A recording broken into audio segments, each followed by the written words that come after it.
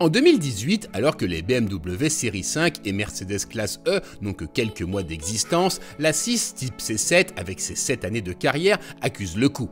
7 ans en matière d'automobile, c'est le bel âge pour partir à la retraite. Place donc à la C8, avec ses lignes plus massives que celles de la précédente génération, la nouvelle A6 se veut plus statutaire. Et même si elle est immédiatement identifiable comme étant une Audi, elle parvient à ne pas ressembler à une A8 en réduction, bien que les deux autos aient été baptisées à quelques mois d'intervalle.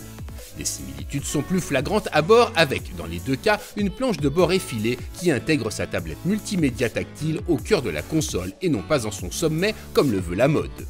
Les informations se trouvent alors éloignées du champ de vision du conducteur, mais pour compenser, il est possible d'opter pour le combiné d'instrumentation numérique Virtual Cockpit et l'affichage tête haute. Affichée à 73 670 €, la version de notre essai aurait tout de même mérité de disposer en série de l'un de ces deux dispositifs. Mais la 6 ne fait pas exception à la réputation de la marque en proposant des tarifs élevés et en repoussant au chapitre des options quelques équipements indispensables. Heureusement, cette grande berline offre bien des motifs de réjouissance.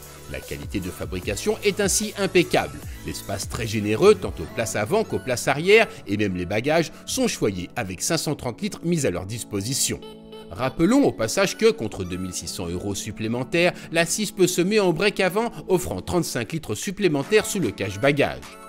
Quant au confort, il est royal en toutes circonstances, y compris sur les routes pavées, du moins sur les exemplaires dotés de la suspension pneumatique adaptive Air Suspension à 2350 € qui équipait notre modèle d'essai. Au moins peut-on compter avec certitude sur les sièges d'origine habillés de cuir sur la finition Avus pour assurer un maintien parfait et limiter la fatigue lors des longs trajets.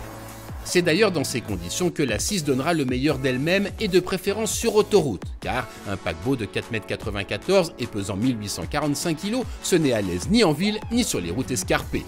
Et ce, malgré la présence sous le capot de notre A6 du V6 3 litres de 340 chevaux. Un bloc réactif dès les plus bas régimes grâce à ses 500 Nm disponibles dès 1370 tours minute et qui profite d'une transmission intégrale Quattro Ultra offrant une répartition de la puissance spécifique puisque, en conditions normales, 60% de la cavalerie sont envoyés vers les roues arrière. Mais la boîte de vitesse, une S-tronique à double embrayage et 7 rapports, a clairement été paramétrée pour favoriser les économies de carburant. Mission réussie puisque, aux allures légales, l'appétit de cette A6 oscille aux environs de 9 litres au 100 km.